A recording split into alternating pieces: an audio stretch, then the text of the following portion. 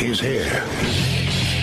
Now, broadcasting from the underground command post, deep in the bowels of a hidden bunker, somewhere under the brick and steel of a nondescript building, we've once again made contact with our leader, Mark Levin.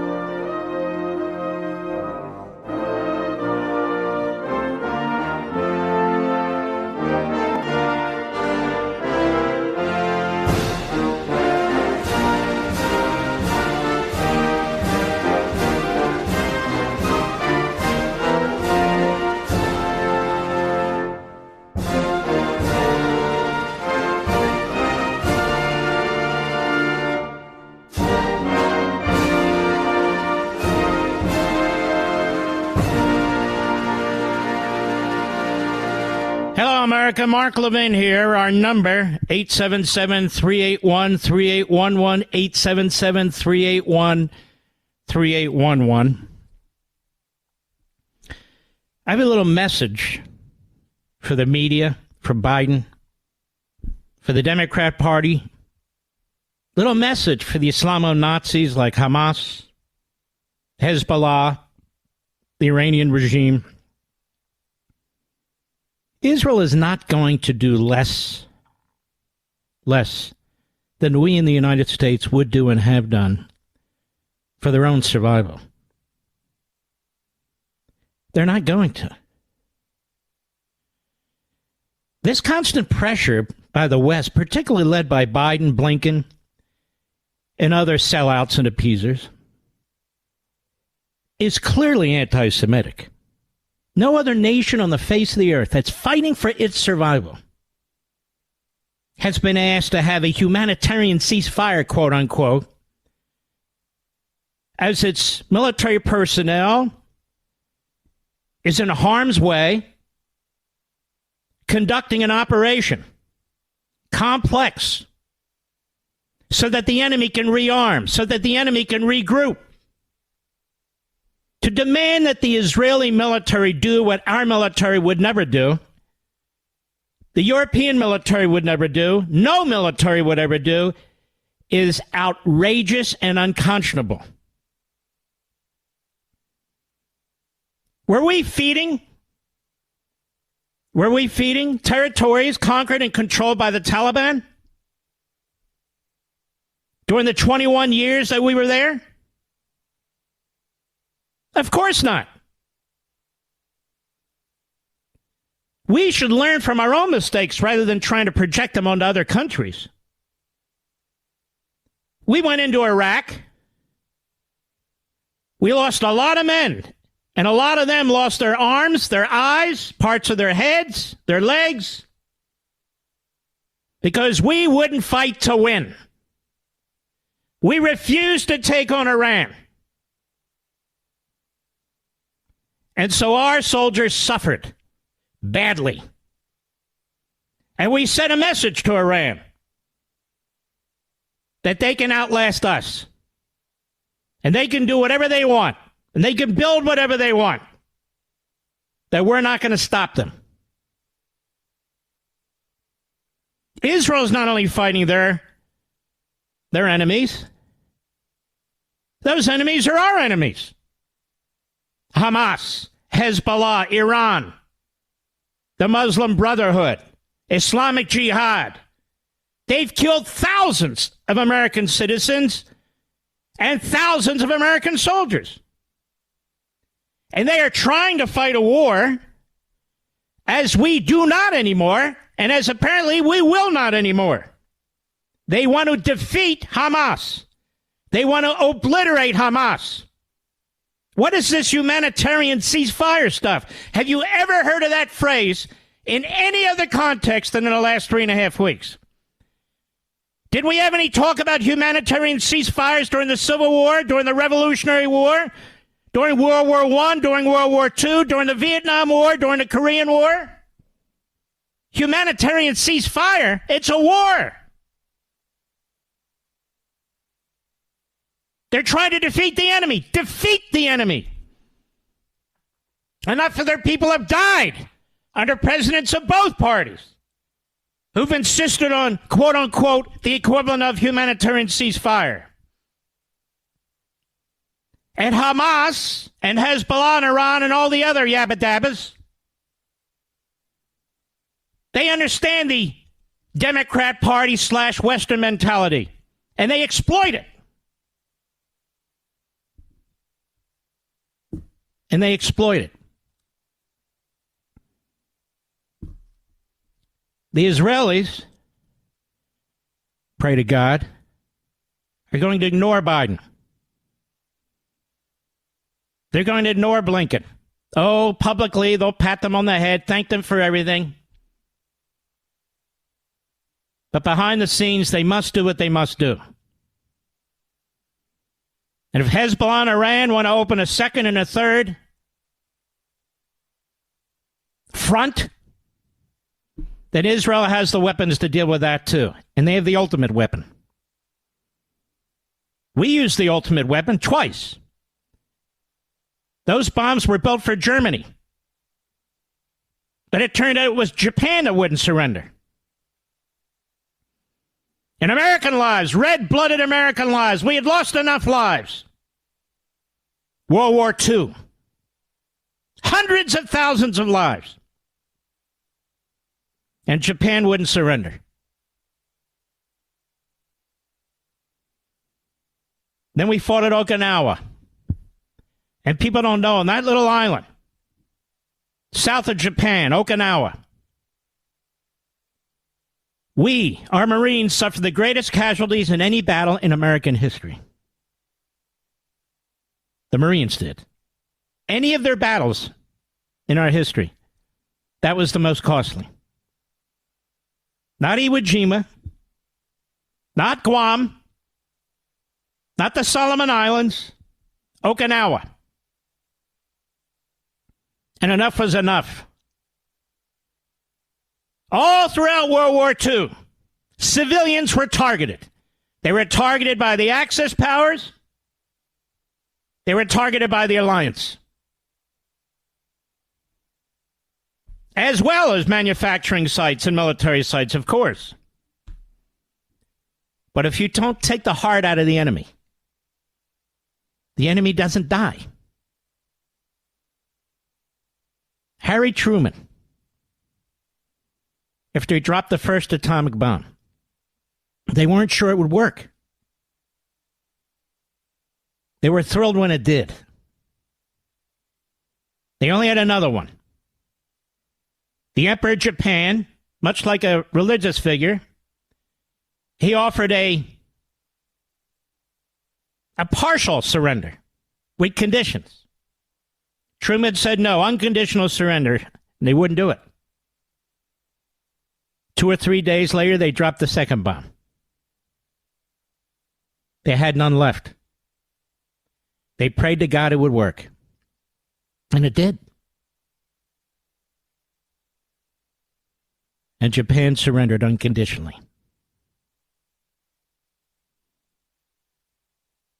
Mark, you're such a warmonger. Isn't that interesting? History makes you a warmonger. Discussing history makes you a warmonger. But I don't judge my character. I don't judge my morality. I don't judge myself based on what reprobates, malcontents, and miscreants have to say about me or anybody else.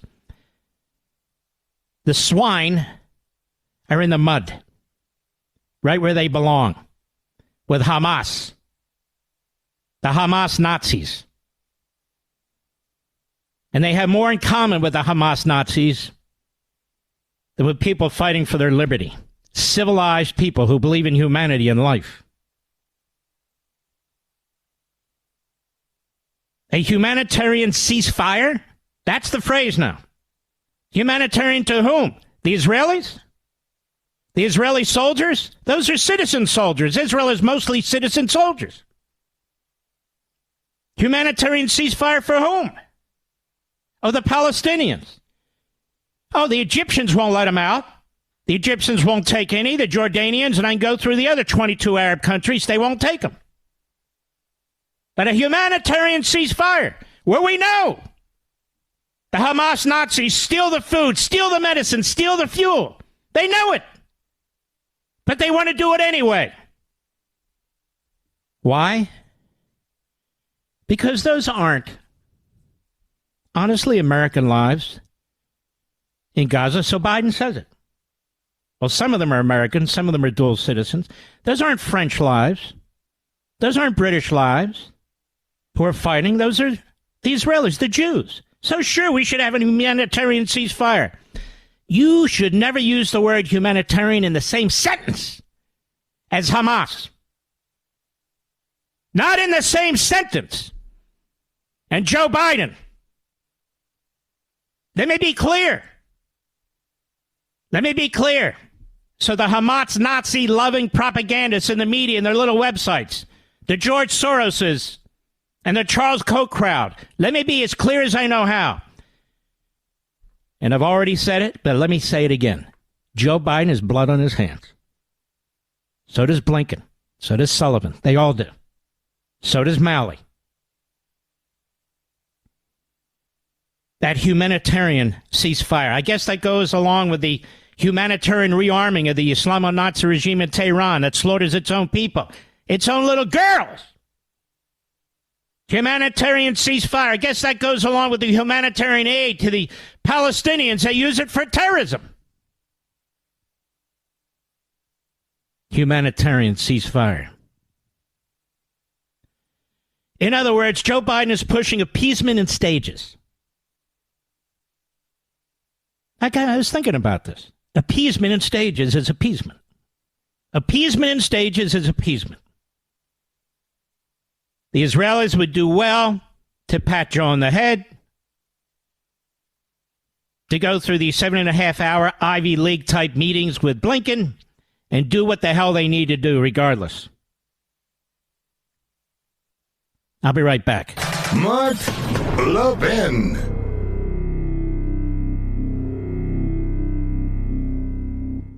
Have you been waiting to buy gold as an investment? Lots of commercials out there, but who can you really trust? I didn't want to make a bad investment, but didn't want to miss the boat either. Sound familiar? Fortunately, I've got great news. If you have an IRA or 401k and want to buy physical gold to diversify your investment, eliminate fear and uncertainty from the process, get the new Gold IRA Company Integrity Checklist. It helps you evaluate and choose the best gold IRA company. To get your free IRA Company Integrity Checklist today, text Levin to 68592. That's Levin to 68592. Now, I trust Augusta Precious Metals and invested myself. Use this checklist to choose the best gold IRA company for yourself and see if you agree. To get your free Gold IRA Company Integrity Checklist today, text Levin to 68592. Again, text Levin to 68592. Text date and message rates may apply. Performance varies. Consult your financial professionals before making investment decisions and get risk disclosures at AugustaPreciousMetals.com. I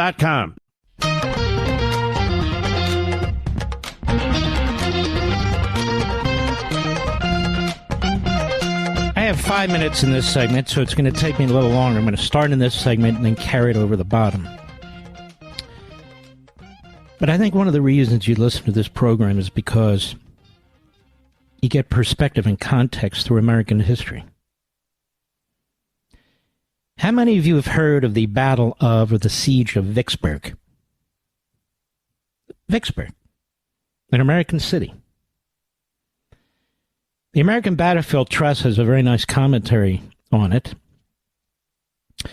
The Siege of Vicksburg was the culminating point of nearly a year's worth of campaigning by the Federal Army to gain complete control over the Mississippi River. Lasting for 47 days from May 18 to July 4, 1863. The crucial city of Vicksburg, Mississippi, with both its garrisons under Lieutenant General John Pemberton and its civilian population were surrounded on land by Major General Ulysses S. Grant's army and on water by U.S. Navy gunboats. Before the city was completely besieged, many civilians, including men, women, and children, and the enslaved, tried to escape, but were forced to return after encountering General Pemberton's troops. As a result, the thousands of civilians left in the city were forced to endure weeks of terror and uncertainty as they were bombarded. Unable to flee, civilians, along with nearly 30,000 Confederate soldiers, faced shortages of food, water, medicine, and comforts. The days leading up to the siege, as Confederate forces were retreating into Vicksburg, civilians closely followed events, including Emma Balfour, a diarist who lived next to Pemberton's headquarters. An observant diarist, Balfour wrote often of what she witnessed in Vicksburg. In one of her earliest entries, May 17, 1863, she wrote, "I hope never to witness again such a scene as the return of our routed army. From 12 o'clock until late at night, the streets and roads were jammed with wagons, cannons, horses, men, mules, stock, sheep, everything you can imagine that appertains to an army being brought hurriedly within the entrenchment. What is to become of all the living things in this place? When the boats commence shelling, God only knows.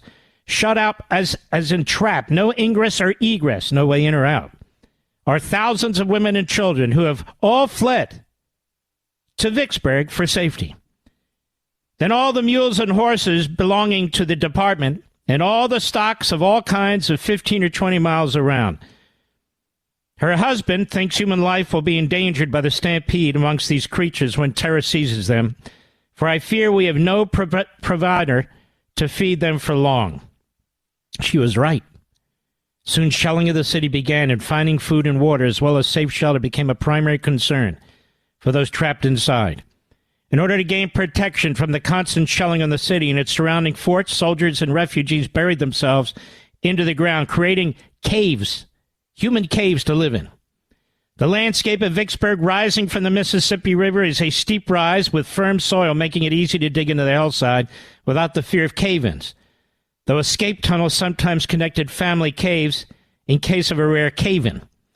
A variety of refugee parlors and bedrooms, refugee caves were built in Vicksburg, from simple one-room homes to multiple-room complexes with parlors and bedrooms. Occasionally connected with other families, some caves could be large enough for 60 people. Valuables and furniture removed from inside homes to the caves to give them the feel of home, but as much as they tried, the constant fear of shelling ensured it was not the same as a house. One of the most comprehensive accounts of what it was like living in a cave during the siege of Vicksburg by the Union soldiers comes from 26-year-old Mary Webster Longbarrow, who had only planned on visiting Vicksburg but got trapped in the city.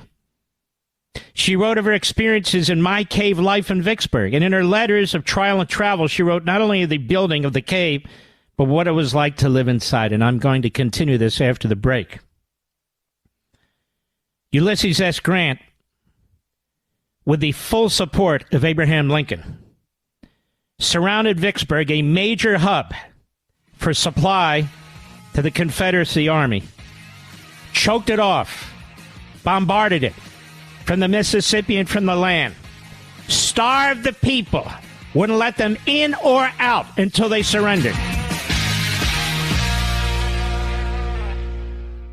Have you been waiting to buy gold as an investment? Lots of commercials out there, but who can you really trust? I didn't want to make a bad investment, but didn't want to miss the boat either. Sound familiar? Fortunately, I've got great news. If you have an IRA or 401k and want to buy physical gold to diversify your investment, eliminate fear and uncertainty from the process, get the new Gold IRA Company Integrity Checklist. It helps you evaluate and choose the best gold IRA company. To get your free IRA Company Integrity Checklist today, text Levin to 68592. That's Levin to 68592. Now, I trust Augusta Precious Metals and invested myself. Use this checklist to choose the best gold IRA company for yourself and see if you agree. To get your free Gold IRA Company Integrity Checklist today, text Levin to 68592. Again, text Levin to 68592. Text date and message rates may apply. Performance varies. Consult your financial professionals before making investment decisions and get risk disclosures at AugustaPreciousMetals.com.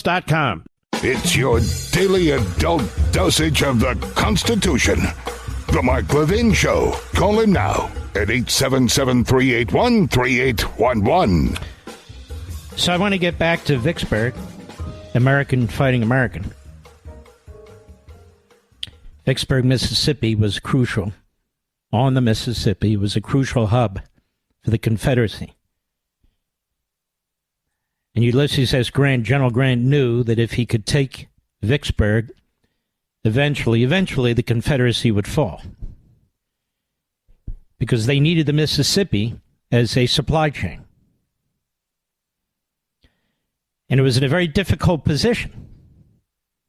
Now, I just want to set the stage here for you. The Confederate troops and the citizens of Vicksburg, they weren't segregated in the sense that they lived among each other. It was a major southern city. It was a hub. Grant didn't really care. The war had been horrendous. The war had been bloody, even by 1863. The goal was to win it and win it as fast as possible, with as few casualties on the Union side as possible. Now, as I go through this a little bit further, Vicksburg, the battle, or what they call the siege of Vicksburg, which was horrendous. No egress, no ingress. It was surrounded. One part by the Mississippi, another part, the rest, by the federal troops. And they weren't letting anyone in or anyone out until there was a complete surrender. So I would like to ask Joy Reid. I would like to ask Joe Biden. I would like to ask Antony Blinken. I would like to ask all individuals who are promoting insanity in the course of this war. Was it worth choking off Vicksburg? Those citizens dying, some of them starving, some of them needing medicine, never getting it. Was the battle worth it?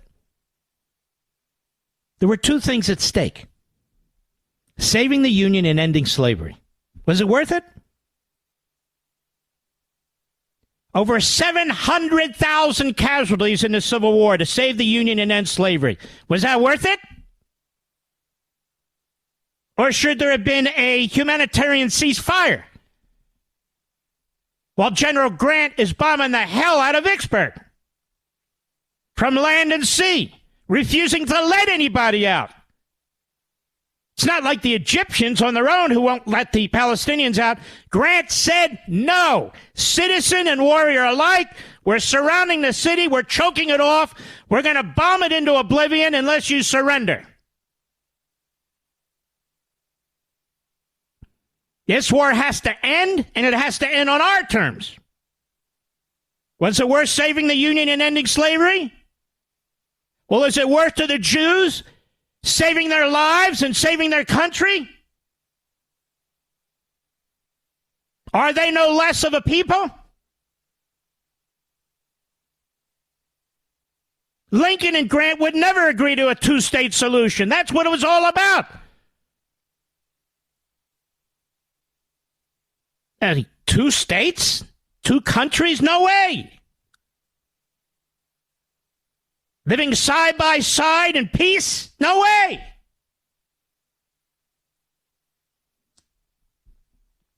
No one was safe over the course of the siege. Homes were damaged. Even most people lived entirely in caves. No safety anywhere else. And there was no safety in the caves. Several accidents occurred. In one cave, nearly a whole family was killed or crippled. Writes Mrs. Balfour in her diary. Additionally, the enslaved of many refugees within the city were in even more danger, for they were the ones who were sent outside the safety of the caves to complete necessary tasks, such as finding food. Food was a critical concern for the thousands of civilians within the city. While it was besieged, competing against the tens of thousands of soldiers confined within the city, food and water quickly became scarce.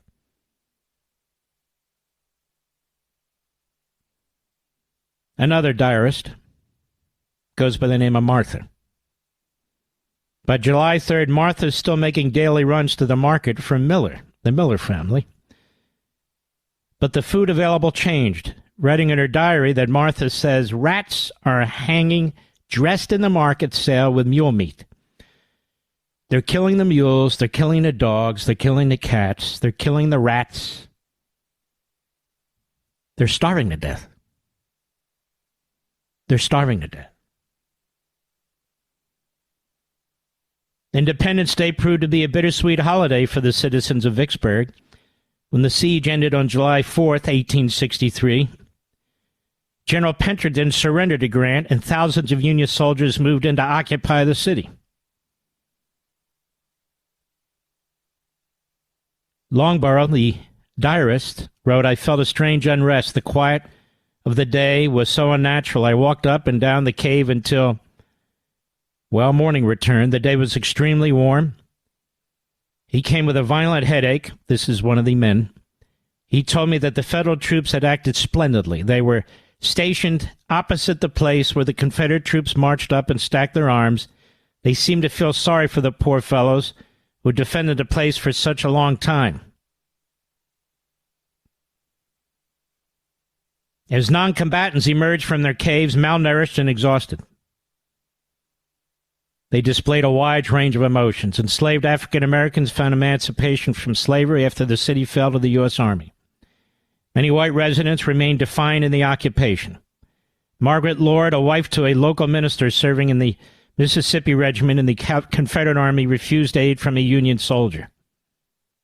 Another family stopped going to church because the Yankees had taken Sunday school in their own hands, she said.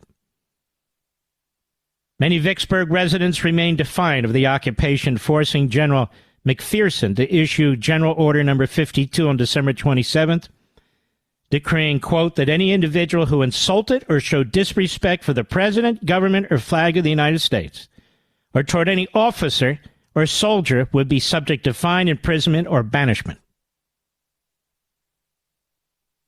The Civil War was a total war impacting everybody. Men, women, children, free and enslaved soldiers and civilians. All throughout the South, families lost their homes, found their property destroyed or stolen, struggled to find food and shelter. And during the siege of Vicksburg, this happened suddenly to an extreme within 2 months. Within 2 months.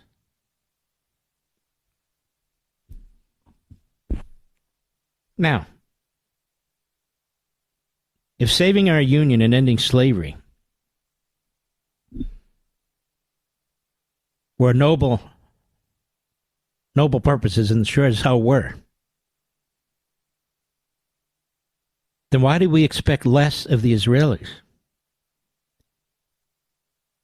trying to save their country and save their people against an enemy that seeks to obliterate them? Not enslave them, obliterate them. One of the things that's different between then and now is our media.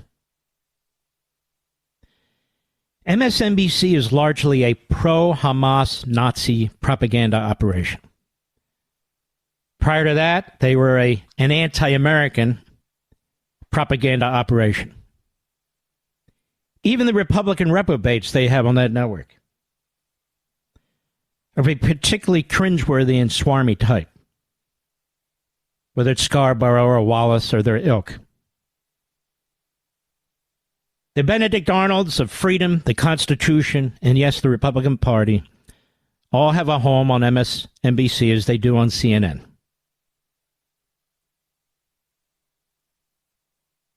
These so-called media outlets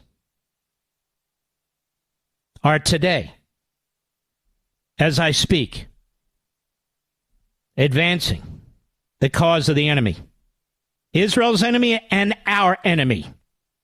The same people from the same part of the world who killed 3,000 of our citizens on 9/11. That enemy And the Israelis are taking it to them now.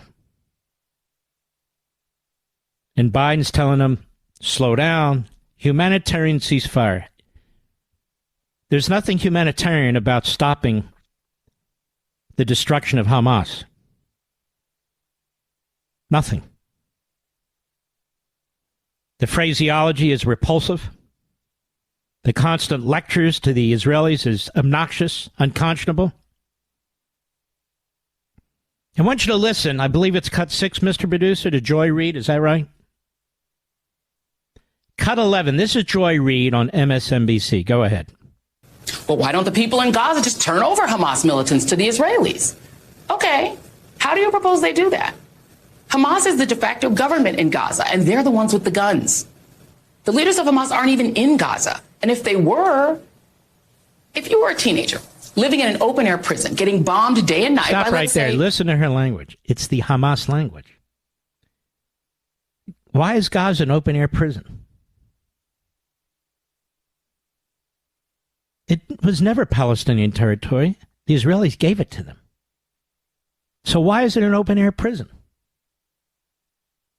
Prior to the terrorist attacks, there wasn't a wall or a fence between Gaza and Israel. They elected Hamas. Hamas started terrorist attacks because it's a terrorist organization by its own mission statement. So Israel seeks to secure its people. They want you to believe that the Gaza Strip was sort of a Democrat Party hellhole. You know, like they've done to so many of our inner cities in this country. But it wasn't. It was a blank slate. Beautiful beaches on the Mediterranean. Billions pouring in. The two-state solution. It's an open prison.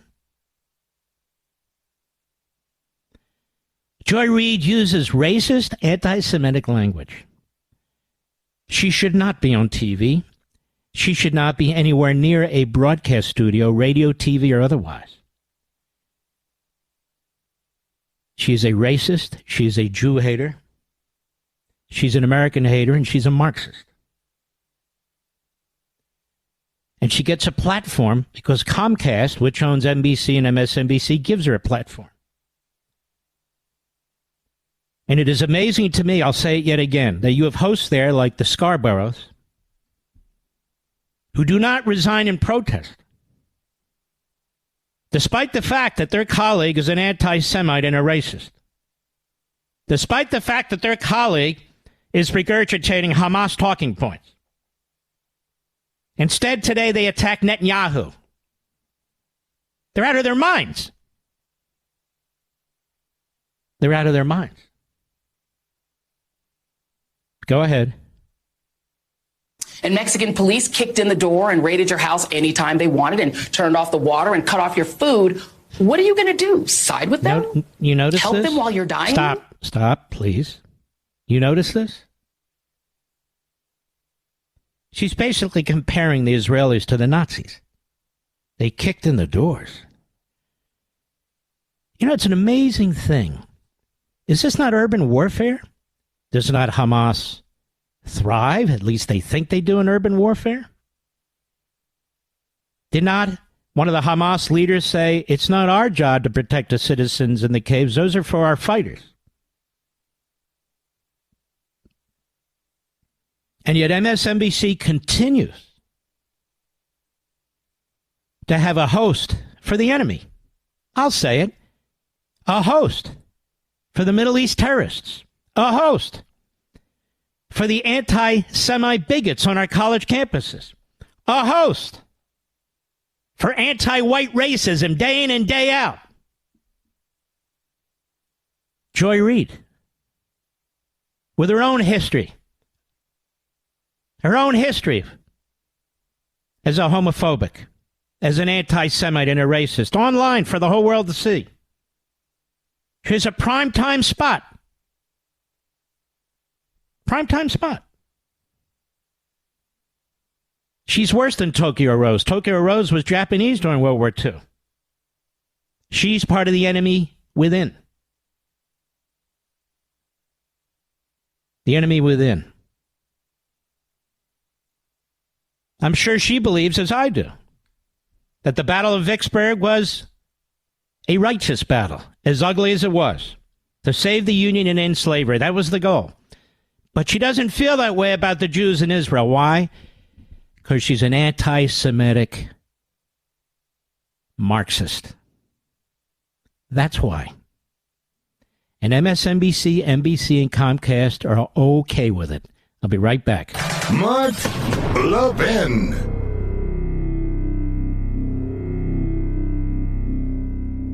Have you been waiting to buy gold as an investment? Lots of commercials out there, but who can you really trust? I didn't want to make a bad investment, but didn't want to miss the boat either. Sound familiar? Fortunately, I've got great news. If you have an IRA or 401k and want to buy physical gold to diversify your investment, eliminate fear and uncertainty from the process, get the new Gold IRA Company Integrity Checklist. It helps you evaluate and choose the best gold IRA company. To get your free IRA Company Integrity Checklist today, text Levin to 68592. That's Levin to 68592. Now, I trust Augusta Precious Metals and invested myself. Use this checklist to choose the best gold IRA company for yourself and see if you agree. To get your free Gold IRA Company Integrity Checklist today, text Levin to 68592. Again, text Levin to 68592. Text date and message rates may apply. Performance varies. Consult your financial professionals before making investment decisions and get risk disclosures at AugustaPreciousMetals.com.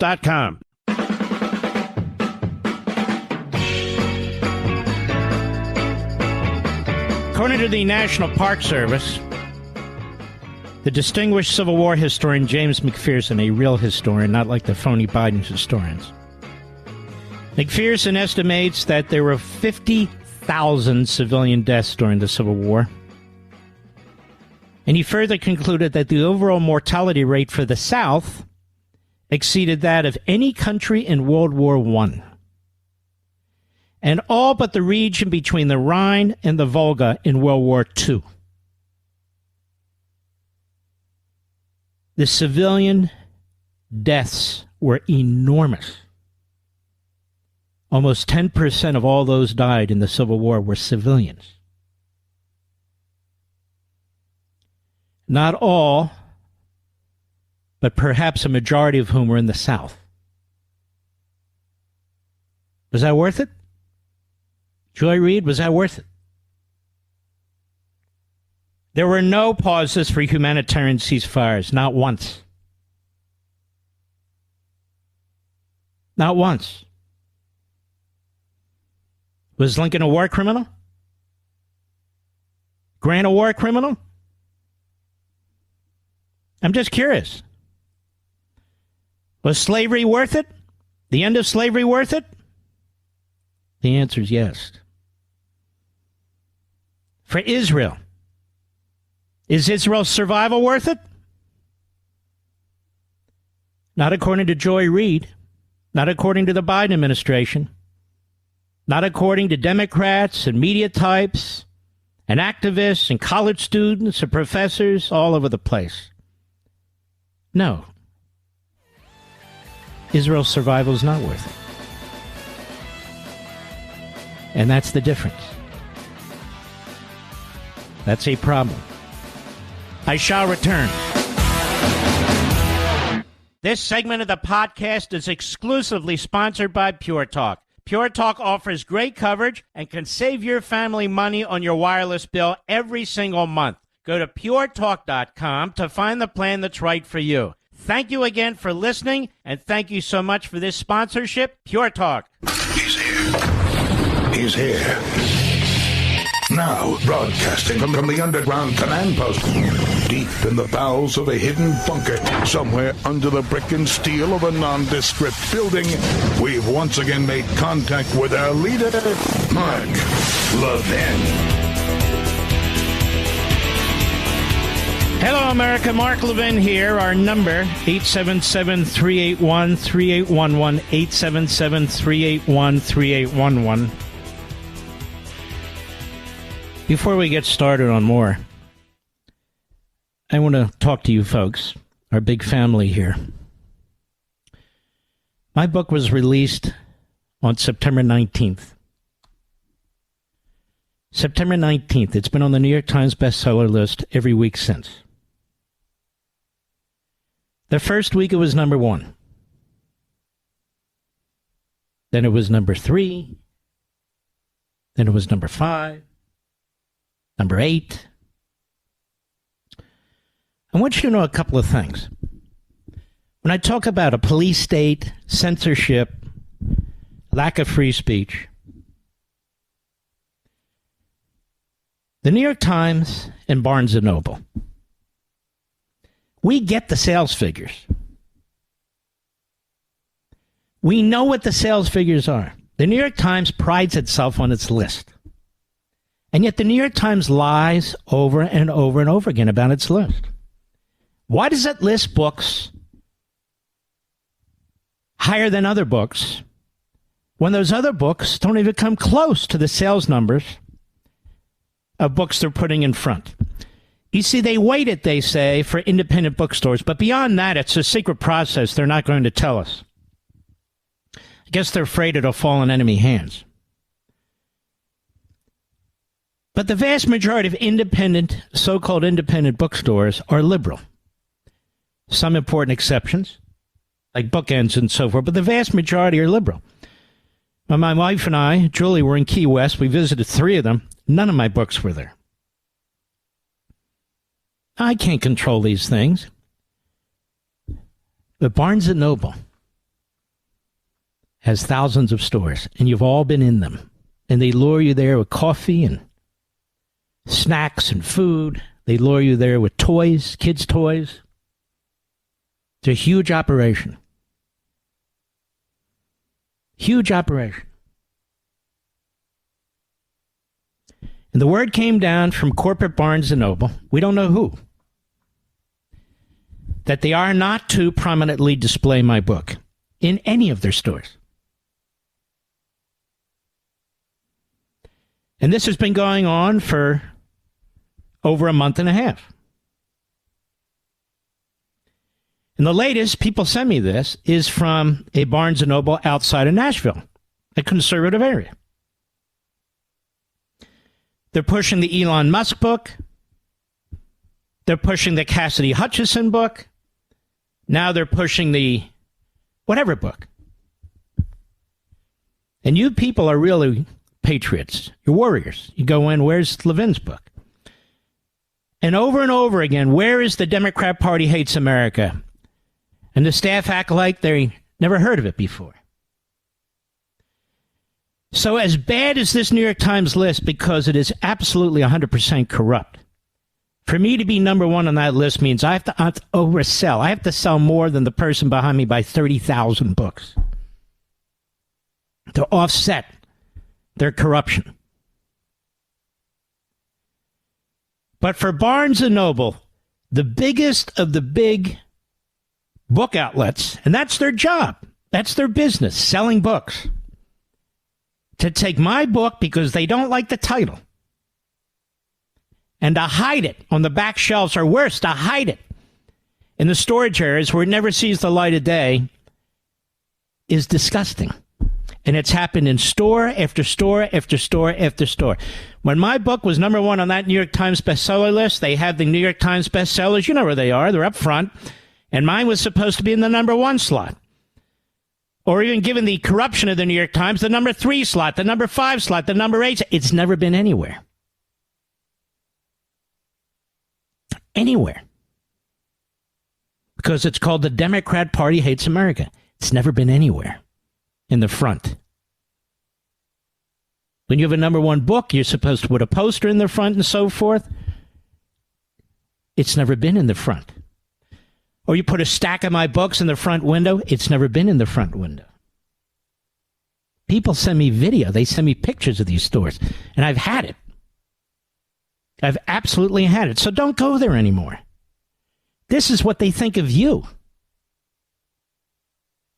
This is what they think of you. They have books with the F word on it. Books attacking Trump left and right. They have a whole library of books attacking Trump over there.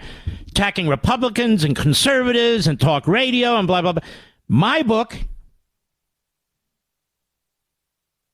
is in the back or in storage. Now, let me tell you how else this works. They give a number of books that they think they need to the publisher. They tell them, we need 50,000, 80,000, 20, whatever the number is, doesn't matter. And so at the publisher's expense, they ship these books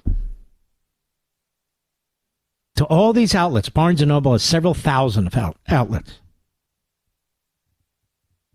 And then there comes a time when their warehouse or their storage areas, they keep getting in new books. They want to give those books back. Again, it's at the expense of the publisher. So let's say Barnes & Noble orders 80,000 copies of the book, but they only sell 30,000 because they don't want to sell it. They don't want to show it. They have made a business decision. They have made a business decision at Barnes & Noble that their clientele is mostly liberal, and they don't want to upset them. And the executives in that corporation also are not interested in free speech. They're liberals as well. And so what they'll eventually wind up doing, I haven't talked to my publisher about any of this, about the shipping of books. They'll return them to the publisher at the publisher's expense. So in addition to censorship, in addition to hiding the book, reducing the sales, they're punishing my publisher. If you're not going to sell the book, why did you order so many copies? And then you're going to sell them back. So it's really quite evil what Barnes & Noble is doing and has done. Costco has a relatively small table. Costco has sold more The Democrat Party Hates America than Barnes & Noble. That's unbelievable. They weren't afraid of the clientele. They weren't afraid of anything. They put the book out there. You've seen them. You've been to Costco, and there it is. At some point, they'll stop because they need to make room for other books. They only have one table. I understand that. Walmart has sold more of my books than Barnes & Noble. Walmart.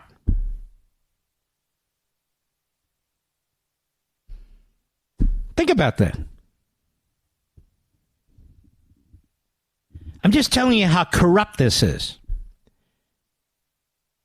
Now, there's no conservative who sells more books than I do. None. None. I write them all. What do you think happens to conservatives who write books that don't have the reach that I have, that don't have the platforms I have? They're smothered. They're smothered. This is part of the problem. This is what happens in totalitarian or tyrannical-like regimes. The corporatists understand what's expected of them.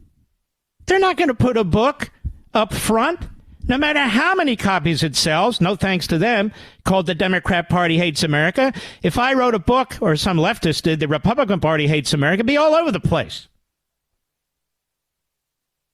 That trash book that Al Franken wrote about Rush Limbaugh, that was right there in the New York Times, right at the front of Barnes & Noble. That trash book written about Donald Trump by that Cassidy Hutchinson or whatever the hell her name is, on the front, Barnes & Noble, trashing Trump, trashing his staff, trashing his lawyers, sure, right up front. Mitt Romney's book, trashing conservatives, Mike Lee, Ted Cruz, Donald Trump, right at the front of the store. All good. Mark's book, just by the title, it's too controversial. Every damn thing in this book is the truth. Everything. With endnotes used ubiquitously. And it's because it's the truth. It's because it might hurt the Democrat Party. It's because it might hurt Biden in the next election. Barnes & Noble doesn't want you to see it. Well, Mark, they're in the business of selling books. Not this one. Now think about this. Over the last 10 years, maybe more, maybe 15 years, no conservative has sold more books than I have. I don't say this because I'm bragging. That's not my point. Period. In other words, we have made them a crap load of money. They make more money on a book than I do. They make more money on a book, I think, than the publisher does. They've made a ton. I've sold millions of books.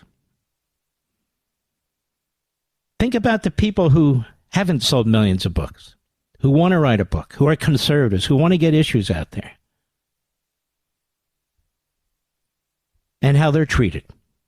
Think about that. Alex Marlow's book is fantastic on Biden. Breitbart, the site, is fantastic. He's a great guy. I really like him. Smart as hell. They pushed him all the way down to number 8 on the first week when he was like number 4 or 5 on the New York Times bestseller list with the number of books he sold. Go find his book at Barnes & Noble. You have to dig. But my advice is don't go to Barnes & Noble. They're wonderful retail outlets, including outlets that focus exclusively on books. Books A Million is a perfect example. Now, in October, my wife Julie and I and my mother-in-law, on a couple of these trips, we flew to the West Coast 3 times. Twice to California, and last weekend to Las Vegas. I don't like doing all this flying, but I do it if the cause is right. Every airport we walk through, Hudson, not one Hudson had the book. Something called Ink. Not one Ink had the book. This is LAX, the Las Vegas airport, Harry Reid, Dulles, Reagan National. People want to read on an airplane. They go into these stores, maybe to get some pretzels, gum, God knows what, and a magazine and maybe a book. You couldn't find my book at the airport except one little store at LAX that I posted about. Book Soup. A shout out to Book Soup. A very small retail outlet bookstore. But not Hudson. Not Ink. No. They're afraid of what's in the book. This Hudson crowd was once contacted by one of the owners or something. I'm a conservative, I'll fix it. He's never fixed it. He's never fixed it. So all those retail outlets, and that includes Target now. Target didn't hide the book. BJ's, Sam's. Fantastic. All the other retailers out there, I want to thank you very, very much. But here's the thing, America. We don't need Barnes & Noble to get access to my book. All the things you see swirling around in the country today, from our colleges and universities, the Democrat Party, the ideology, the language, the threats, the intimidation, the corruptions of the Democrat judges in our court system, the corruption of elected Democrats,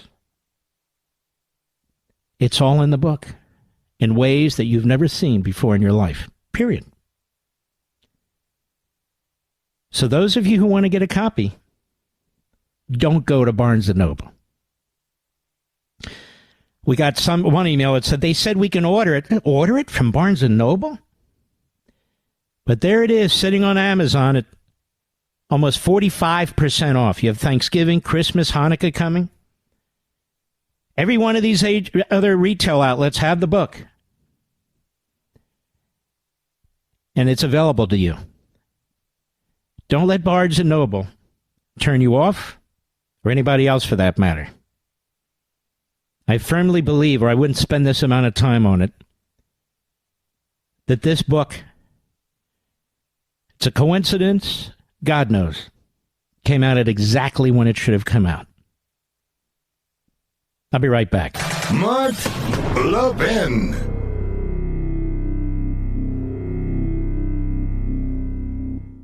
I have to tell you something that speaks to the very core of our values as Americans. About a veteran-owned company on a mission to make a real difference in the lives of our military members. And of course, I'm talking about our great sponsor, Pure Talk. I absolutely love what they're doing. Our veterans gave everything to protect our nation, and Pure Talk understands the sacrifices they've made. Now, they've set an ambitious goal to eliminate $10 million in military debt by Veterans Day. But they can't do it alone. They need your help. When you switch to Pure Talk's lightning-fast 5G network, they'll donate a portion of every new order to this noble cause. And you can make a real difference just by choosing superior cell phone service. And Pure Talk's plans start at just $20 a month, offering unlimited talk, unlimited text, more data, and a mobile hotspot. Just go to puretalk.com/Levin, Levin, and make the switch. Let's rally together, show our unwavering support for our veterans, get the best service at the best price as well. Visit puretalk.com/Levin, puretalk.com/Levin, and switch to Pure Talk today in less than 10 minutes. It's the right move, and it's the American way.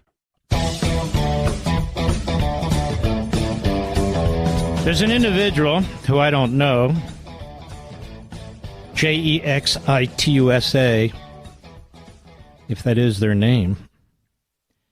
Actually, hat-free too, HTFREE. I go to great pains to give credit where credit's due. Who's posted the following. This Halloween, some of you should actually dress up as human beings and finally condemn Hamas. That is the post of the year.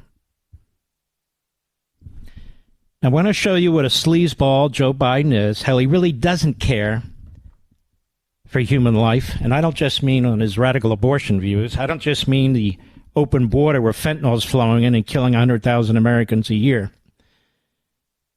I mean, this guy's crass and he's cold-blooded. Look how he twists this. The man is desperate. He's on his back politically. Fox News exclusive. The White House is blasting House Republicans for setting an unprecedented bar, quote-unquote, in their new bill that gives $14.3 billion in aid to Israel. House Republicans rolled out the 13-page bill on Monday, which would completely offset the foreign aid by rescinding the $14.3 billion for the so-called Inflation Reduction Act passed last year. Specifically, the bill targets some of the $80 billion the package allocated to the Internal Revenue Service for audits on wealthy individuals. It's not on wealthy individuals. You don't need 87,000 IRS agents. It's to go after the middle class, period. Fox News Digital exclusively obtained a White House memo penned by Deputy Press Secretary and Senior Communications Advisor Andrew Bates of the Bates Hotel, titled, House Republicans Set an Unprecedented Bar for Helping Israel Defend Itself and Other Critical National Security Needs. So look how they twisted it. The Republicans want to get a bill done fast, targeting monies to Israel in their existential battle. I hate that word, by the way. In their life and death battle. And what Biden did is he tied it in with Ukraine. He tied it in with border money, but not to secure the border, to hire more people, administrators, to hit that rubber stamp so they can get more people in here faster and faster and faster, and a whole Christmas tree filled with stuff for tens of billions of dollars with no offsets. And this is how they treated Israel. I have to tell you something that speaks to the very core of our values as Americans. About a veteran-owned company on a mission to make a real difference in the lives of our military members. And of course, I'm talking about our great sponsor, Pure Talk. I absolutely love what they're doing. Our veterans gave everything to protect our nation, and Pure Talk understands the sacrifices they've made. Now, they've set an ambitious goal to eliminate $10 million in military debt by Veterans Day. But they can't do it alone. They need your help. When you switch to Pure Talk's lightning-fast 5G network, they'll donate a portion of every new order to this noble noble cause. And you can make a real difference just by choosing superior cell phone service. And Pure Talk's plans start at just $20 a month, offering unlimited talk, unlimited text, more data, and a mobile hotspot. Just go to puretalk.com/Levin, Levin, and make the switch. Let's rally together, show our unwavering support for our veterans, get the best service at the best price as well. Visit puretalk.com/Levin, puretalk.com/Levin, and switch to Pure Talk today in less than 10 minutes. It's the right move, and it's the American way. Mark Levin, America's tyranny hunter. Call in now, 877-381-3811. We ready, Mr. Producer? The unseriousness, ladies and gentlemen, with which Biden and his flunkies take anti-Semitism and anti-Americanism is really quite unbelievable. Notice how they keep trashing you, Mr. and Mrs. America. Notice how they keep trashing you, Mr. and Mrs. America. Like you're Islamophobics. How so? How's that evidenced anywhere? And notice, when this White House speaks, they cannot say anti-Semitism on our college campuses, in the streets, by a growing swath of the Democrat Party is unacceptable. They always have to say anti-Semitism and Islamophobia. Apparently, they're in the same sentence. Christopher Reid testifies, I'll get to him in a minute, 2.4 million Americans, 2.4% of America is Jewish. Over 60% of the religious hate crimes are done to Jews. Now, who's doing this? Why such a spike? This wasn't the case 10 years ago. This wasn't the case 20 years ago. Well, I'll tell you why. Because we are allowing people from Arab and Muslim countries, from the Middle East and other parts of the world, to come into this country unvetted. Again, that doesn't mean everybody from these parts of the world are so terrible, but it means there's a lot of them coming in who are. We see it with our own two eyes. We read their signs. And we know the enemy, Hamas, and the others, are sending people into this country. We know this because they've sought to infiltrate our culture and our politics. We know this because they said so in the 1990s in a meeting in a hotel, a Marriott hotel near the Philadelphia airport, that was wiretapped by the FBI. We know this because there was a lawsuit called the, whatever it was,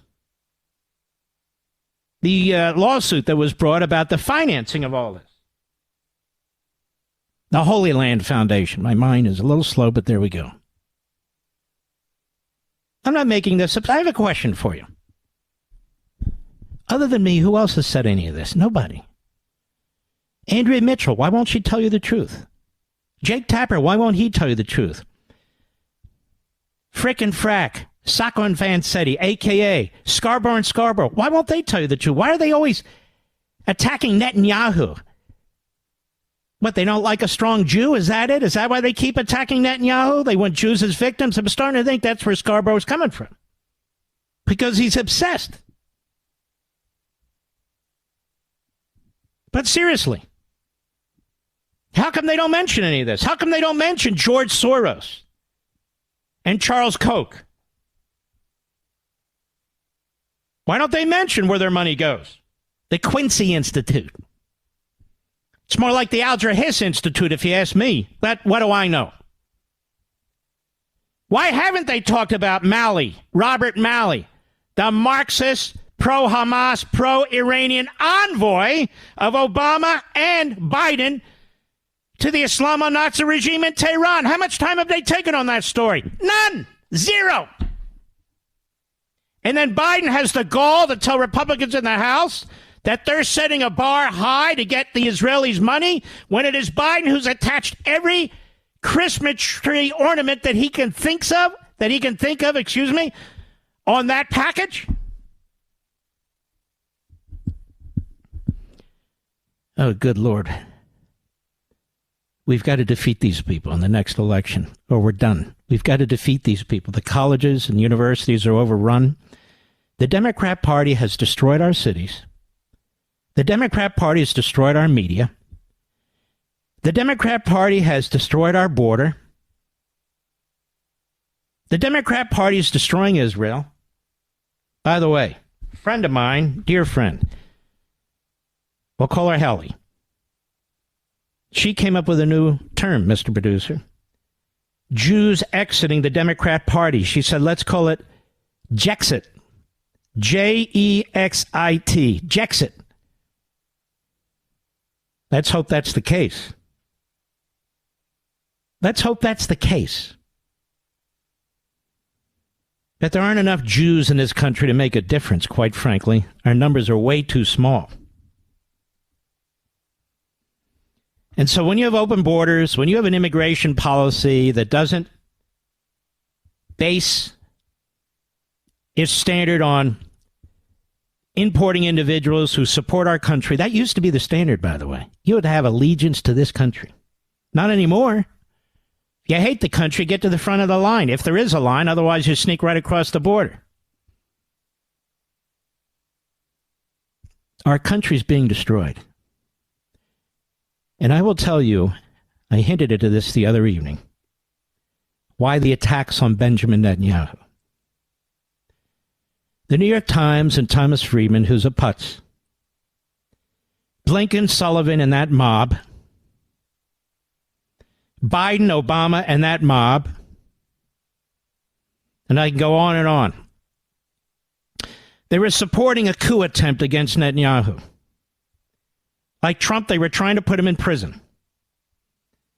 They attacked the other members, the other parties in his coalition as, of course, right wing. I'm surprised that they didn't call them MAGA extremists. They created a civil war that was taking place in Israel. We touched on it numerous times. Led by, among others, Ehud Barak, who is a radical leftist socialist, former prime minister who almost went to prison, who sought to give 97% of Judea and Samaria and the Temple Mount to the Palestinian terrorists. But they turned it down, don't you know? They want the whole thing. He's led an effort. He, Biden, Thomas Friedman in the New York Times,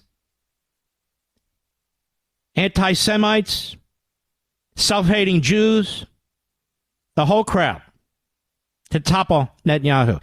And it was so bad that Ehud Barak kept urging the IDF not to follow orders from their prime minister should he send them to war. Can you believe that? That's treason. He urged the IDF pilots, if they're called upon, to not follow orders from their prime minister, their commander-in-chief. Can you believe that? He urged the intelligence agencies, Mossad, to join the protests in the street, the paid-for, manufactured protests. That's why Israel wasn't ready. You keep hearing this talk by all the brainiacs, so-called, who keep telling you, I know why Hamas attacked when they did with Iran's backing. Why? Why? Because Israel and Iran were on the precipice of a deal. And they didn't want that to happen. But Biden was already sabotaging that deal. He was insisting that Israel give up huge chunks of whatever little land it has to the Palestinians for a two-state final solution. But this was in the works a year or two, so that doesn't make sense. But the media repeat it. You know, they're like parrots. What did he say? What did she say? I better repeat that or I'll be out of the loop. They did it because they saw over about 9-10 month period that Israel was at civil war with itself. Like when the Romans laid siege to the Second Temple. When the Jews were fighting with each other behind the walls of the temple. They ordered the siege because they can see they weren't united. Well, it happened again on October 7th. And that's why you see reprobates. People who are propagandists. Like Andrea Mitchell. Like Joe Scarborough, Mika Brzezinski, and her father was, in my view, an anti-Semite too, by the way. Zbigniew Brzezinski. How dare you say that, Mark? I know what I see. And they still keep saying, why won't Netanyahu resign? Why won't he? Look, he's screwed up. Why won't he resign? The middle of a war, he should resign and somebody else takes over? I don't know. Why didn't Franklin Roosevelt resign after Pearl Harbor? Why didn't George W. Bush resign after 9/11? Huh? I don't know. But that's what's going on. We'll be right back. Mark Levin.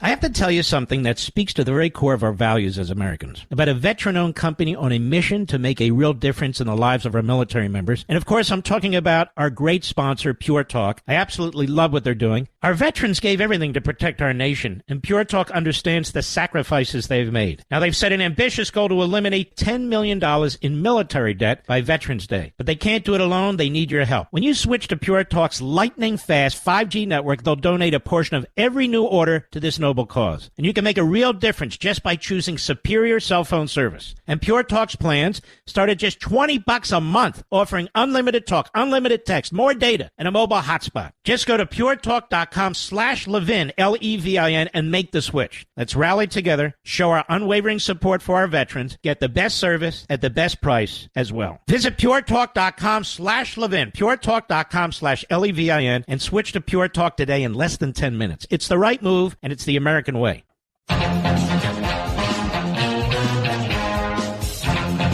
You'll notice, because you're really smart out there, and you can connect the dots, that I spend a lot of time unraveling words, unraveling concepts, like humanitarian ceasefire, or Biden's really unconscionable effort now to turn the Republican effort in the House to immediately fund Israel with support, with weapons, as a high bar because they won't include Ukraine and 1,000 other ornaments on the Christmas tree.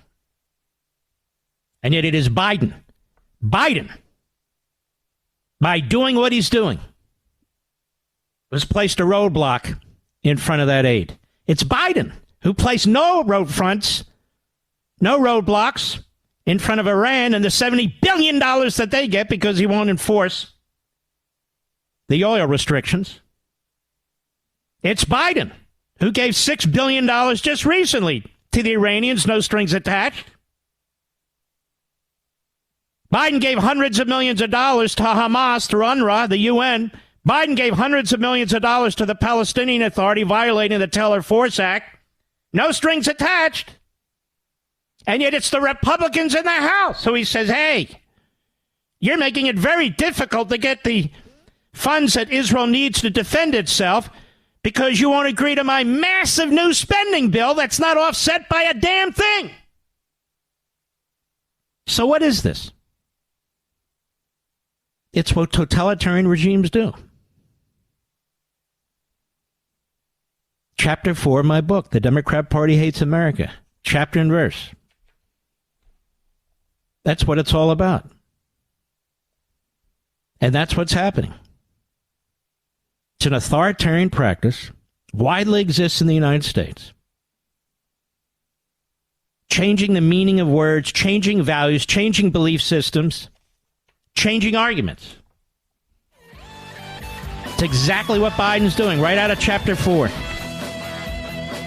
That's why I'm here, to challenge it and confront it and deal with it. I'll be right back.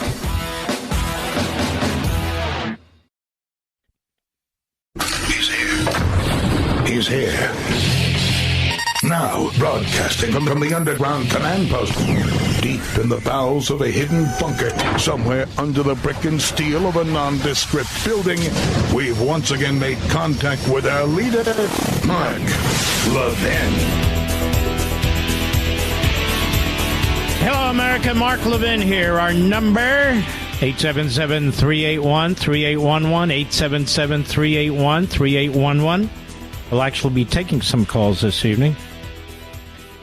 Josh Hawley at a hearing today confronts Mayorkas, the Secretary of DHS, over a DHS employee posting an image of a Hamas paraglider flying into Israel. Have you noticed it's the Republicans and even more specifically the conservatives who are taking on the Democrats, members of this administration, over their propaganda-laced Hamas-like positions? But look at all that Biden's done. What are you talking about? He funded their enemies. He funded our enemies, and the border's wide open.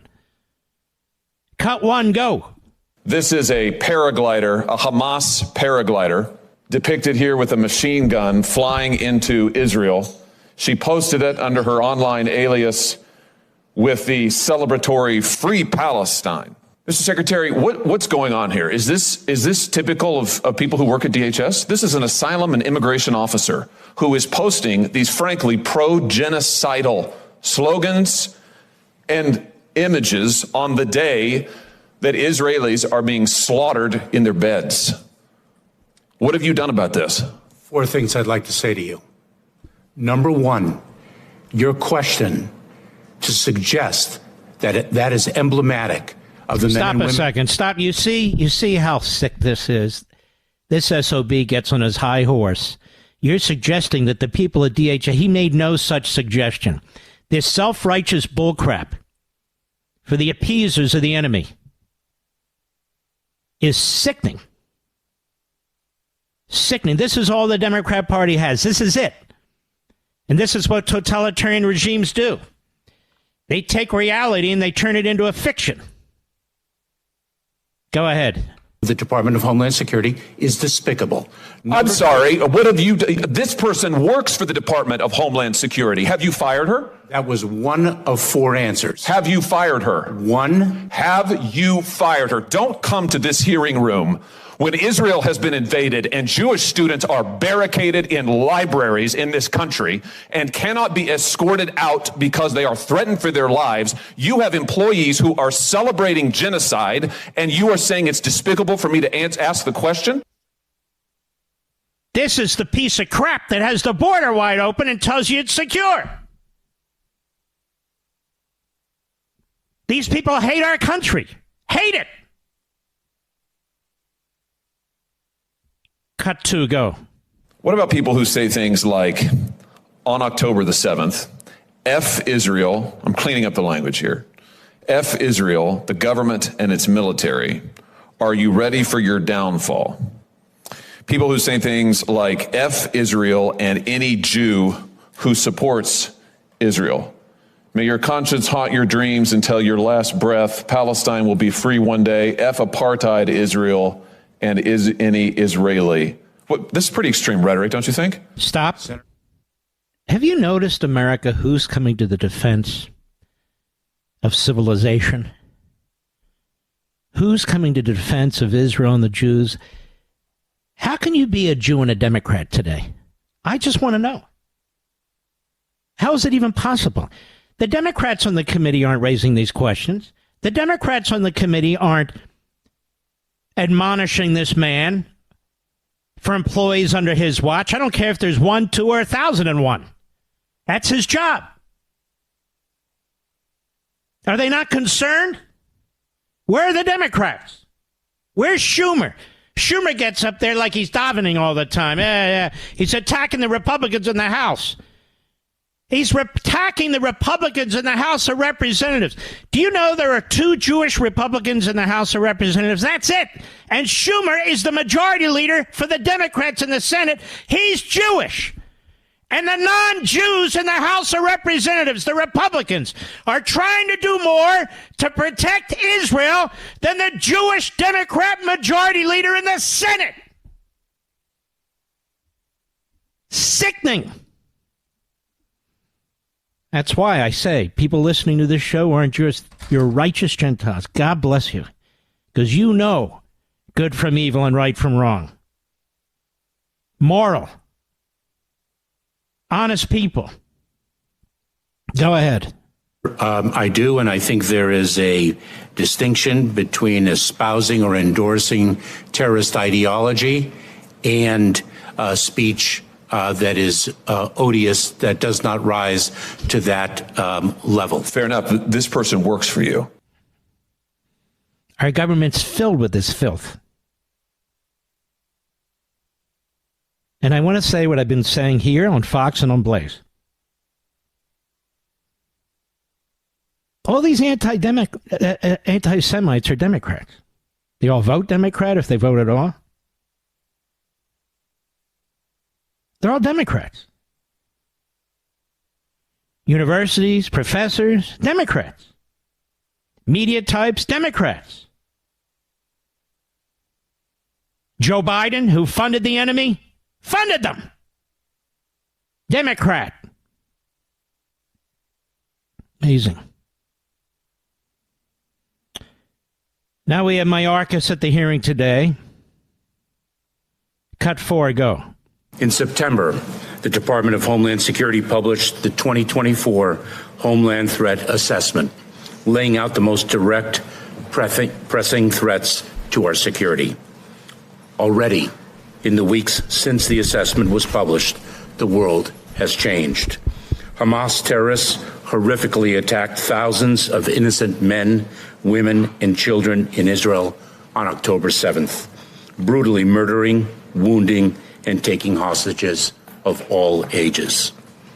In the days and weeks since, we have responded to an increase in threats against Jewish, Muslim, and Arab American communities and institutions across. See, I told you, this is how they do it.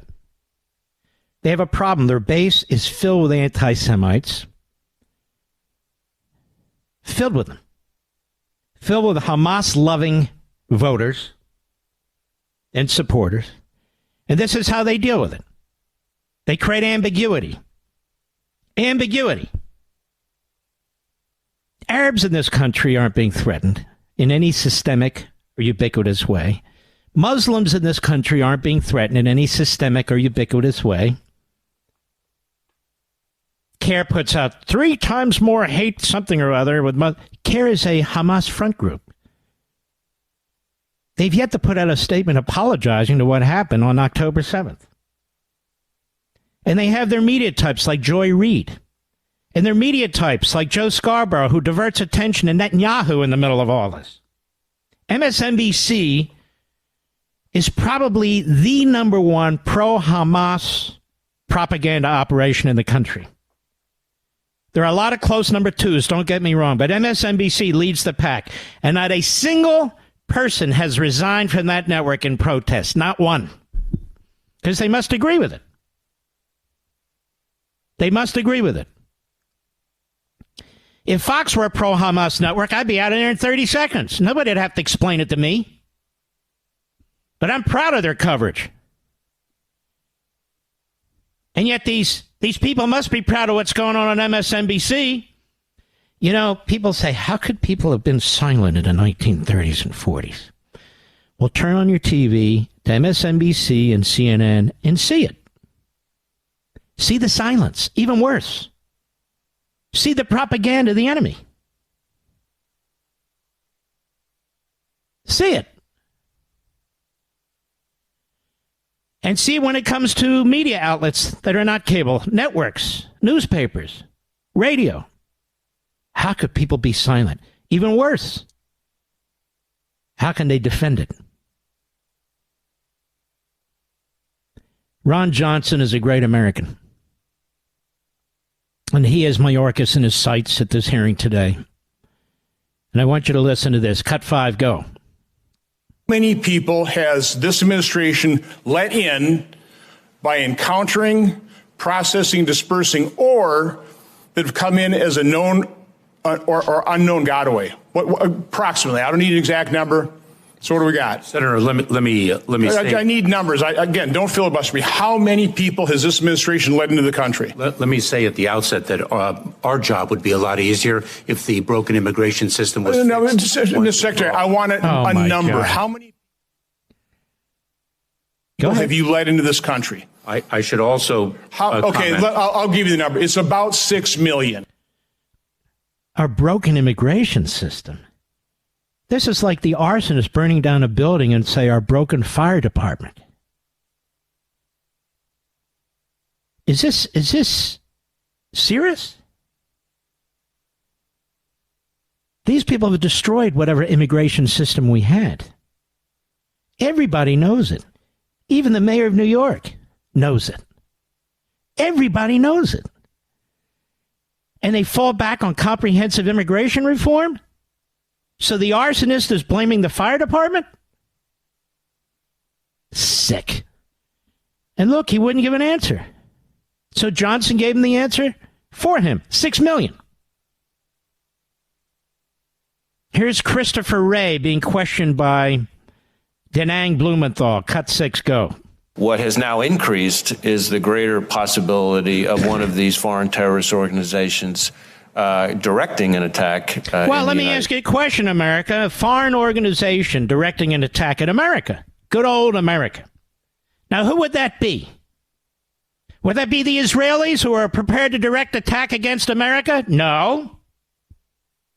Would it be the Jewish people who are preparing attack against America? No. Well, who's preparing an attack against America? Who is it? Say it. No, we can't do that. Why not? Go ahead. We haven't seen evidence that it's actually happening yet. What we have seen is, and I listed them off in my opening remarks, one terrorist organization after another calling for attacks. And these terrorist organizations, one after another, that sounds like a lot of them. Where are they based? Who are the terrorists? Who are they? I'm just curious. Where are they based? Who are the terrorists? Are they the Orthodox Jews? No. Chabad rabbis? No. Well, who are they? Where are they? It's unbelievable.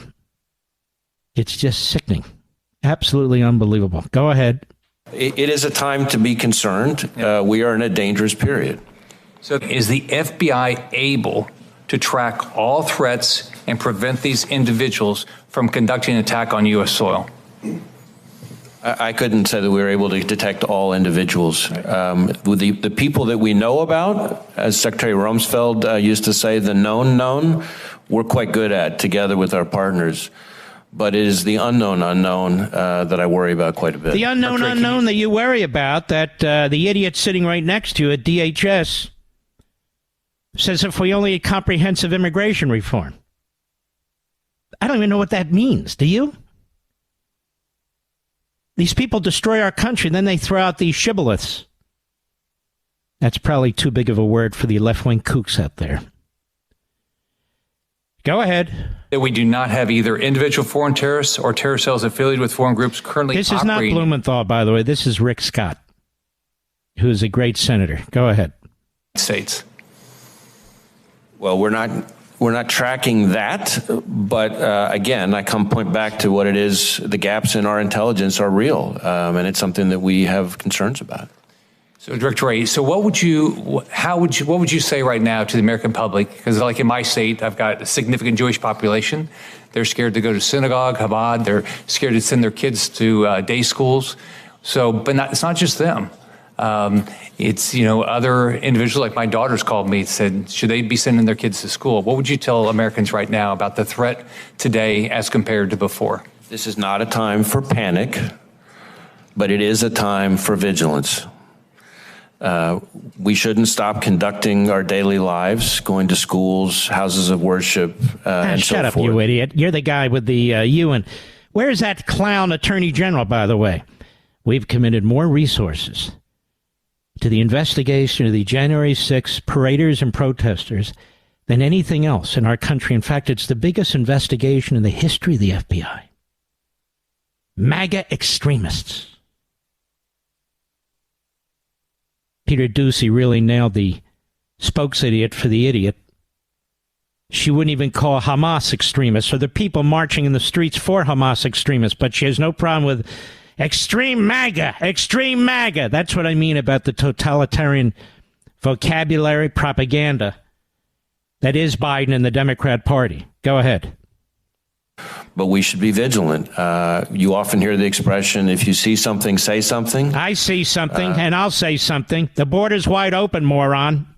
You got CARE, a Hamas front group. What are you going to do about them? You got Students for Justice in Palestine, another Hamas front group. What are you going to do about it? You got Soros funding these groups. What are you going to do about him? There, I saw something and I said something. Now what the hell are you going to do? Nothing. I'll be right back. Mark Levin.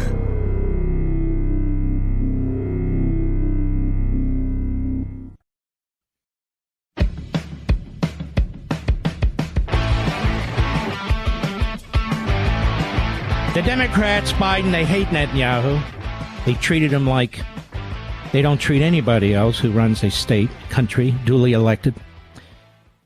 And if you want to know what Biden's thinking, you just watch Scarboro, because he has an IQ about as big as Biden's. Cut 10, go. Most supporters of Israel would agree with Benjamin Netanyahu in many ways, except the Benjamin Netanyahu part. He was responsible for that, and not just directly.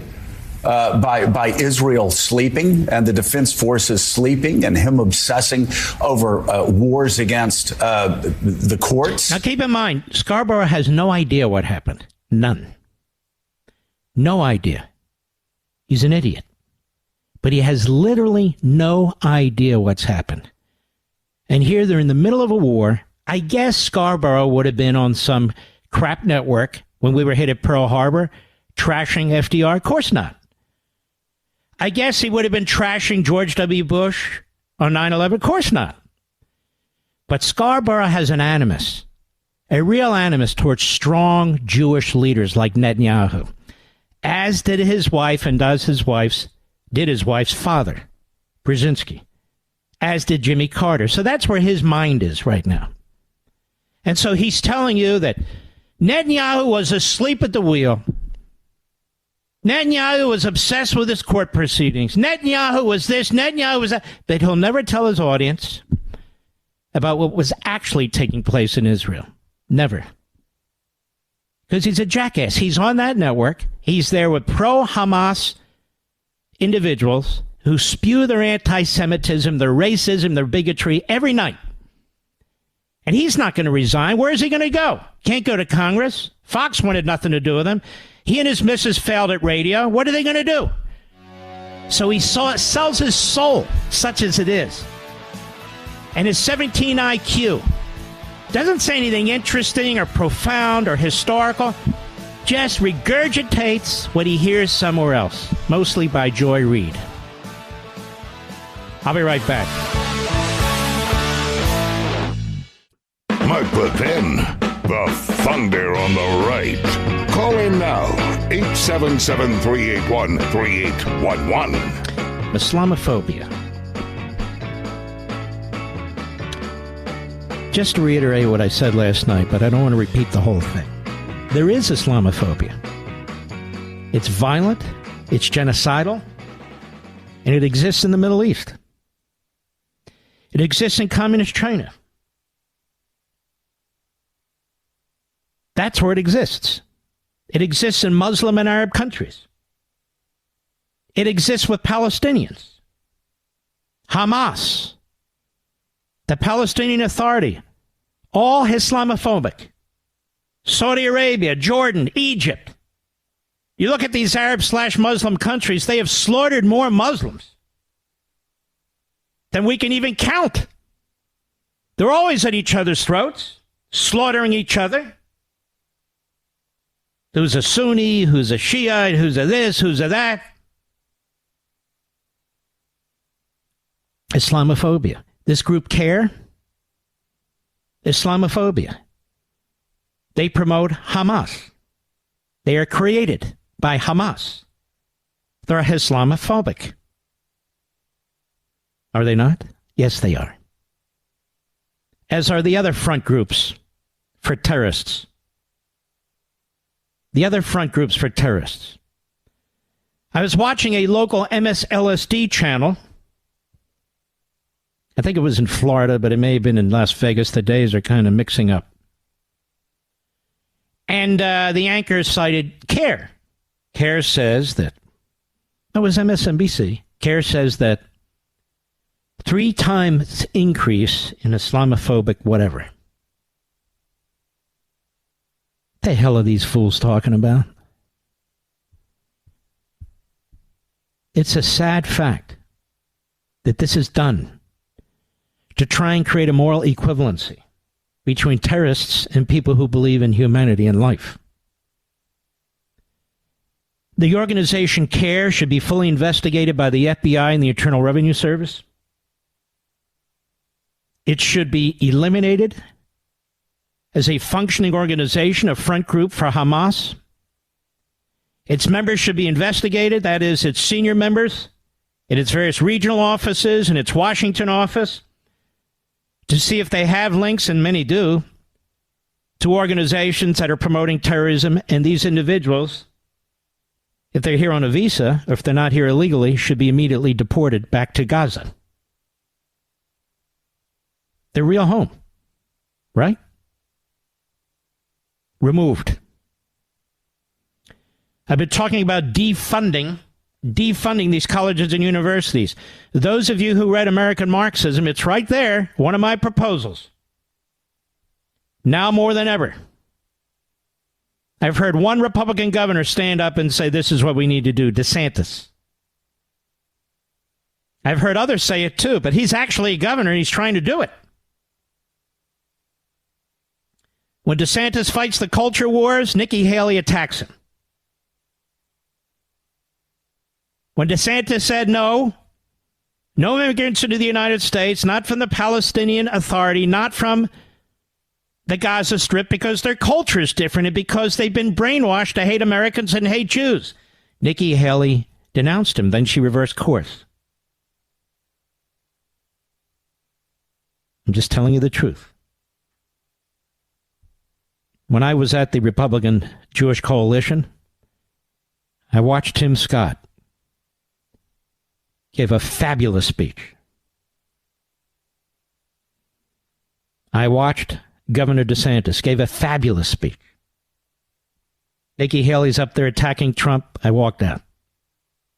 Trump gave a fantastic speech.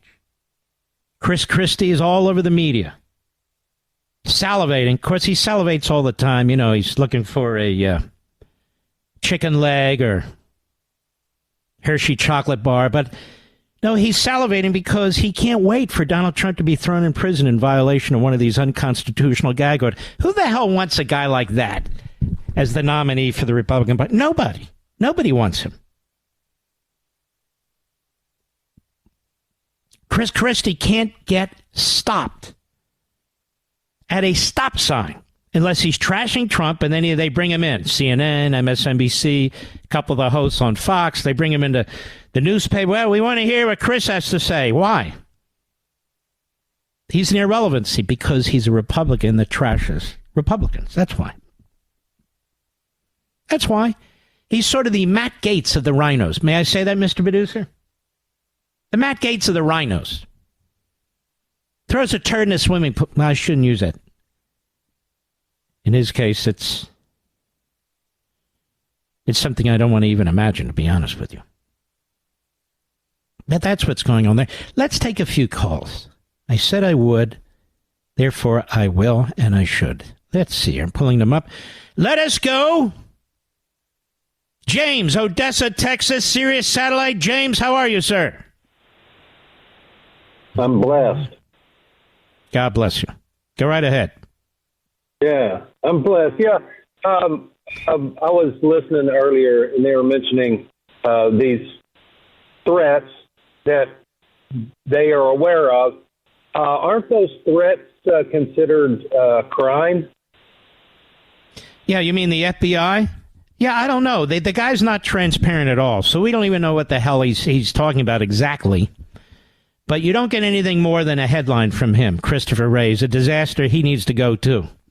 If you're spending most of your investigative resources on people who were protesting and peacefully outside of the Capitol building, or people who went into the building, maybe looked around, weren't sure why they were there and left, as opposed to the violent people there, you shouldn't be the FBI director. You should be gone. Thank you for your call, James. Let us continue, shall we? Yes, we can. Nancy, Philadelphia, the great WPHT. A great trade, the Sixers with Harden, who is a just always angry and upset and not happy while he collects his $45 million. Go right ahead, please, Nancy. Hi, Mark. Yeah. The Jews in name only, that would be Garland, Mayorkas, Blinken, Yellen, Kamala's husband. They're not rhinos, they're ginos. That's my name for them. They would all be hiding in fear at their Ivy League alma maters, fear for their lives.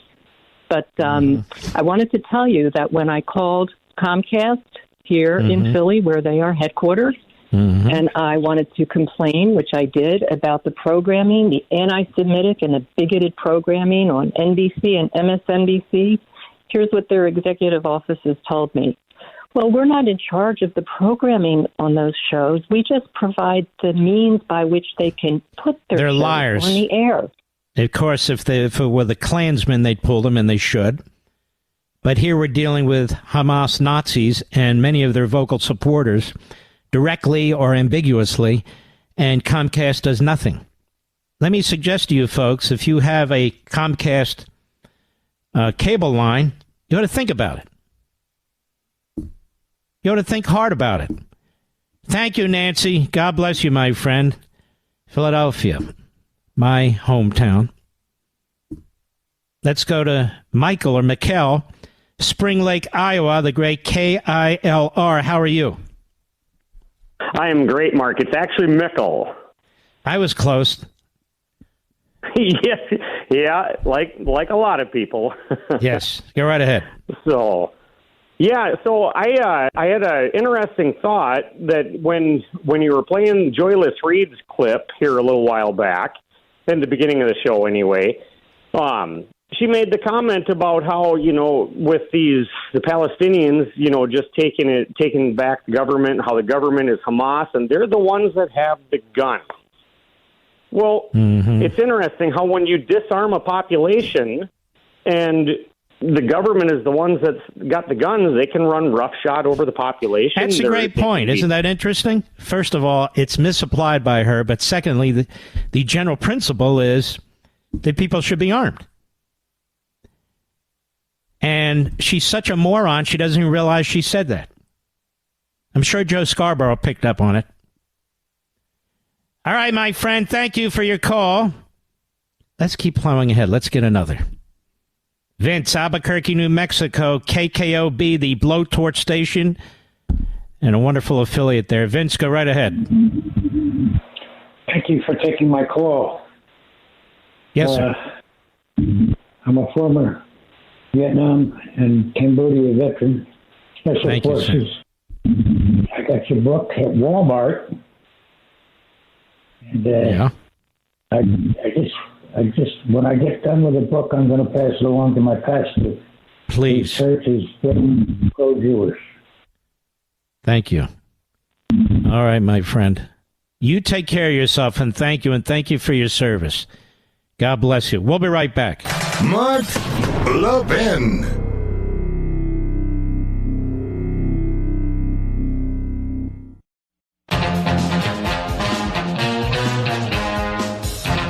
Let's grab a call or two until we have to exit. Let's go. Ryan, San Diego, California, on the Mark Levin app. Go right ahead, please. Mark, thank you so much for everything you do again. Appreciate it. I just had a quick question for you. I know you've mentioned it ad nauseum. How the heck can we not hold this guy, Mayorkas and Biden, impeach him for jeopardizing the safety of the American people, knowing 100%. And I think it's time. I think it's time to go right for the top guy, not the other guys. Too many people get confused. All these are Biden's policies, from arming the enemy, opening our border to terrorists, 100,000 dead on the fentanyl. That's enough already. We've had enough of this, and it's time to impeach him. And if the Senate's going to, twiddle its fingers, that's their problem. Let the Republicans who say no, let them suffer at the polls. But we have to do what's right and what's constitutional, come what may. All right, my friend, thank you for your call. Kurt, Henderson, New Jersey, WABC, go. Yes, good evening, Mr. Levin. It's an honor and a privilege to speak with you. Thank you, sir. You deserve our attention and love. I've never called a talk show or any show in my entire life, which is a few years older than more than yours. I apologize for that. However, I wanted to bring it up. I did about a week after your newest book was released. I did go to a Barnes and Noble.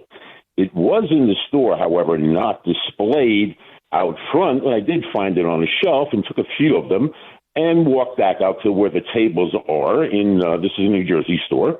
And I laid a couple of your books out front so that everybody could see it going in. I was buying a book for my grandson, which was a child's book. And I had your book and a couple of child's books on top. And then I went to the register and the child's book. Oh, they give me the big smiles. And it got to your book. And then I got a change of attitude. Well, yeah, exactly. Well, thank you, brother. You're very, very kind. Oh, yeah, they'll have 2 or 3 on a shelf in the back, but that's not where it's supposed to be. Thank you all. God bless you. We salute our armed forces, police officers, firefighters, emergency personnel, our truckers, freedom fighters all over the world. And we stand with our brothers and sisters in Israel. God bless each and every one of you patriots. And I will see you tomorrow. Have a good night.